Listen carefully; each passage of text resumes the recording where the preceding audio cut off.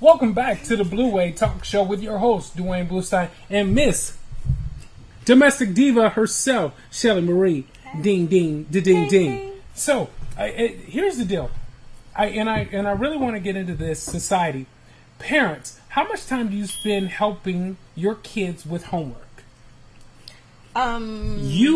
Let's before you go in and chime in, because you were about to chime in and say what you do. I would say, yeah. Because that's what you asked me. You posed a question, so I was going to answer. But I need you not to answer the question, because I know how much work that you do. Okay. How much work do you think your friends, person? family, people that you know, how much time do they spend on homework with their child? Okay, I'm not going to toot my own horn, but toot. I am blessed to be around a lot of influential parents. Period. Yes, you are. Yes, and I have learned a lot of my parenting skills and patience through them, watching them raise their kids. Mm-hmm. And I had a daycare for 6 years. So that helped out a lot. Helped a lot. Right. So the average, I can't speak for everybody else, and you know I'm big on my stat, you guys, but I did not pull this one because I didn't know we were going to be talking about this. I didn't. And my phone, somebody help me out here. But what I will say is the people that are in my life and these kids, I'm sorry, I got distracted. Yeah, so the people that are in my life, friends and family, they're very active parents. So reading, story time, no TV on certain days, I see it through them. So they work very hard at it, and they're very active in their kids' school. Mm-hmm. Like Karun, he volunteers. He's got Naomi holding the camera. He's got her taking notes. She's doing everything. And that's where I put myself in an environment where I can learn and feed off of what I want to give back to my children. So the rest of the world, how much time are they spending? I would say it would depend on the parent. There's a lot of single parents out here. So you're dealing with a mom or dad that is raising 1, 2, 3, 5 kids. I don't know. And how do you spread that time? How do you give your time equally to every child on homework? That's almost impossible. And like literally, there's not enough hours in the day to do it. There's not. And for you guys that know me, my kids are grown, but I have a nephew that is 9, and I have another nephew that's 6. And I was at my sister's house, and they are on it like all day. Like Xavier is, okay, Uncle D, we have to do this, and this. And I love it that he is so on top of it and so in tune with. And the great thing about it is iPads, they can give you so much information. He's on the computer, he's on the iPad, he's doing so many math things on the computer right here that they are on top of it, and I love it. However, our kids are soft. My kids ain't soft. I don't know what you're talking about. My kids ain't. They're not. Our kids are soft, and here's where I'm going with this. Our kids are in a position of being smarter than we are. They are so much smarter than we are. They are so much more savvy than we are. But when you come to challenges and situations where they have to be on adversities, they break down a lot quicker than we did. Yeah, I don't know. I don't know, you guys. I don't know. Because I live in the SHelley bubble, and in the SHelley bubble, there's certain things that just happen. Okay, so like I said, I had the daycare, and I have a friend. His name is Joe Chris. He works for Baird Wealth Management, and his running joke. He's white, clearly. But anyways, his running joke is. Sorry, his running joke is. I didn't get why he was white because of that, but I don't really know too many wealth management people in the wealth management industry that are black. Sorry, that's just me. But anyways, his moral of the story was like, "Yep, you send your kid to Mrs. Thompson Tyler's if you don't want to raise no punk." So in my world, I raise my kids the way very old school. So as far as discipline, homework, respect, it's there from day one. So there is no mental breakdowns. There is no, I'm not going to pass a class. There is no worried about my GPA. Yeah, teenagers grow up and they do teenager stuff. but I think it's about the foundation from jump. I get that. Is in its entirety. And again, I surround myself with friends and family that have the same values that I believe in. Mm-hmm. So I for agree me, with that. that's what it is, and I ain't gonna raise my butt. And I get that, but and the reason I was looking at, there was a suicide from the kid from Glee. Right. It was young an overdose. baby overdose. Mm-hmm. These are kids that are financially okay. Right. Overdose. There was a suicide from the young lady off The Bachelor. They killed herself. Mm-hmm. There was a young man, Jet on Disney. The 29-year-old black kid that committed suicide. 29 years old. So what do you think? I think that we have so much power and so much knowledge that we can attain, and they're so smart that the expectations are so high that they are under so much pressure because we put so much pressure on them.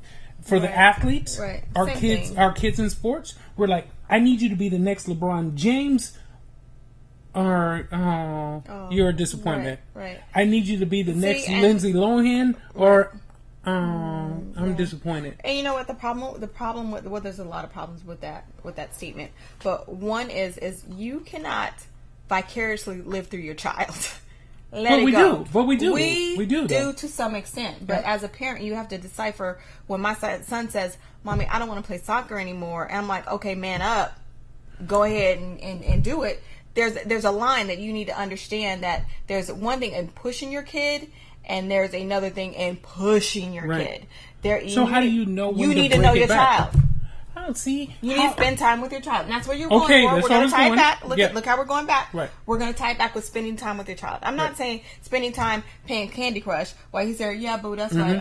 So what'd you say? I'm not talking about that. I'm not talking about watching TV. Don't share your time. When you have children, you have time with your children, period. So you're saying turn off the phone, turn off the iPad, and actually spend time with your child. Yes. I mean, I have people call me all the time, what's wrong with your phone? I mean, granted, it is T-Mobile, in my opinion, but some of it is the fact that I put my phone in a completely separate room when I'm with my kids, or I'll turn it off, or I'll hear ringing and I won't go. Whatever.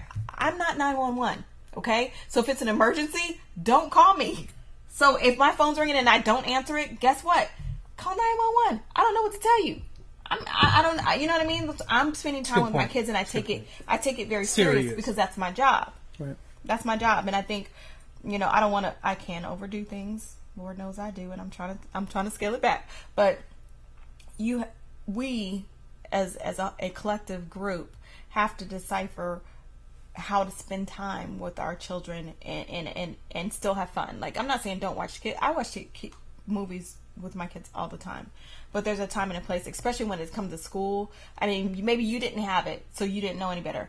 My parents, I'm not gonna lie, my parents were big on, you do good, just do good, do good, and they kind of left me alone. And I was like, I would bring home A's, and they're like, yeah, that's cute. That's good. And then that was it. So eventually, I'm like, I'm doing all this extra work, and all I'm gonna get is, that's cute. But the expectation is there. The expectation is there, and that's but a good, lot though. of people don't have that expectation because they didn't have it. I could have easily been like, my parents were like, pay your fee, get a C, so that's cool. Right. But once you know better, then you can do better. And if you think it's too late for you to do better, then you need at least instill those values in your kids. All they know is what we teach them and what they see. Absolutely. So absolutely, but it's our job to understand when the shortcomings are there, because a lot of times that we allow ourselves to say, all right, I mean, don't worry about it. Don't worry about it. And they just kind of blow it off, opposed to saying, you know what? I want you to be better than me. And parents always say they want their child to do better and be better and all that kind of stuff. But they really don't know what better is because they've never had it. Right. So they just kind of go, this is what it is. This is what it is. This is a give up. This is you being a punk, and I say we ain't raising no punks. Right. The buck stops here. Like, if we want better, and you feel like you can't do it, yes, you can. And you do it through your kids. You need to learn. You teach your kids. You learn at the same time as your kids are learning. Right. There's always a way, but you just can't be so. And I do this too. We can't be so quick to be like, oh, that's okay. I wanted Johnny to be the fastest, 4x4 runner. That was me.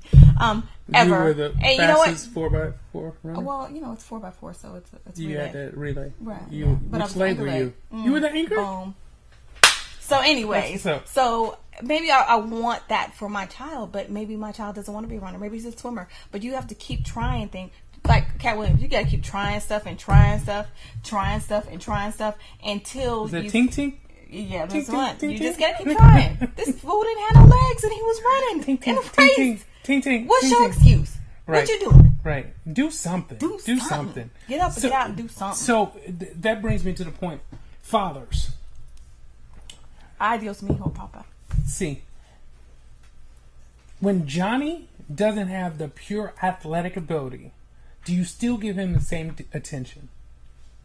Again, this goes back to I say no. I say a lot of fathers or I just say parents in general. I'm not gonna blame because they look at the ESPN and they see ESPN, they see ESPN and they see Johnny Manziel. You see this person, you see this person, you see this person, and you see the success of them, and you see your financial situation. So you want your child to be able to say, "I need to be the next greatest because I'm due."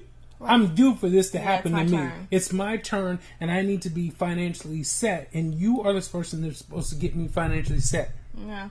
But you're not. And for me, what if he's the next Bill Gates? What if he's the next piano player? Whatever it is. But when your child comes to you and says, "Hey, Dad, I like to build movies. I like to do this." Right. I don't want our parents to go, "No, I need you to throw football." Yeah, because sometimes that's a quick fix because we're comfortable with football. We're not comfortable with building a robot. That sounds expensive, first of all. So what you need to do is just analyze and just really feed into that. Figure out, okay, if little Johnny's saying, Phoenix, my daughter, she's like, I want to be a photographer and I want to be a singer. She wants to do everything. And she's 7. Well, she'll be 7 next month. She doesn't really know. But what I do see, I as a parent, I notice the things that she's good at. And she says, oh, I like photography. Get the baby a $10 camera. It's not going to hurt. It's for her to play and actually feed that. Because one thing that kids will do, they'll emulate their environment. It's not us. Sometimes it is, and sometimes it's the bad things. But most of the times, it's their peers. So you have other kids that are getting praise for being the fastest runner or the football player or photographer, whatever it is. So then they want to do that. They don't want that. They just want the rewards and the praise and the accolades of doing that. So it's, as a parent, you just have to keep trying, putting your children in an environment where they can actually learn and excel at. And it's up to you to identify what that is. Yes. And it's expensive, but there's a lot of programs out there. But I don't think. He's got a lot of programs. Listen, I don't think it's expensive. I mean, where we are right now is Gangplank. Right. Boom. There's an opportunity for a lot of young children to come in here and get on 24-inch screen Apple computers to be able to understand what they want to do to make video movies. Games and filming. I mean, we have filming right here where we have our backdrops. I mean, there are so many things that kids can be opposed to. And it's free. And it's free. And it's free. And you guys don't understand that we are here to help you to be able to say, if your kid wants to get into football, hey, Arizona Youth Football, D. Grayer. Yeah. If you guys want to get into computer stuff, Gangplank, Udo-Ema. I mean, there are a lot of different angles that we can go cooking? Hey. Domestic diva SHelley Marie. Thank you. I didn't plug it right. No. We'll come back to that. It was set up. It was so set up. This is terrible. That was my fault. And I do apologize. So what I'll do is I will go here because I know we got about 2 minutes left. Since our kids are back in school, how do we keep them with healthy eating, living portions? What are you doing right now for your kids? My biggest thing, and I've had a couple of friends that actually have asked me this right around because kids go back to school and parents are like, what do I do? And it's called planning. Plan out your meals ahead of time, a weekend ahead of time. You have Sunday, Saturday off, Sunday night. So my stuff of working the plan works all the time? All the time. Okay. Take an hour out of your day, not even that long, and put together your meals for the whole week. You don't have to cook them all, but just know what you're doing. So when you get home and you're tired and you had the last you know, you worked a long day and the last person got on your last nerve and you wanted to beat them up by the copier. Let it go. Let it go. And just know what you're doing. And all right. That way you don't make impulse buys and make decisions like, okay, let's just go to McDonald's. No. We don't have to do that? No. Because I like McDonald's. I know you do. Just plan it. Plan what you're going to have. Make it things like, we're going to have fried chicken this day, and then the leftovers I'm going to shred it up and we're going to have chicken salad. Or we're going to have hamburgers this day, and then next slap it up, and then we're going to have tacos the next time. Hey guys, it's the end of our show. Yep. It's the Blue Way Talk Show with your host, Duane Bluestein. And the best co-host on this side of the Mississippi, SHelley Marie.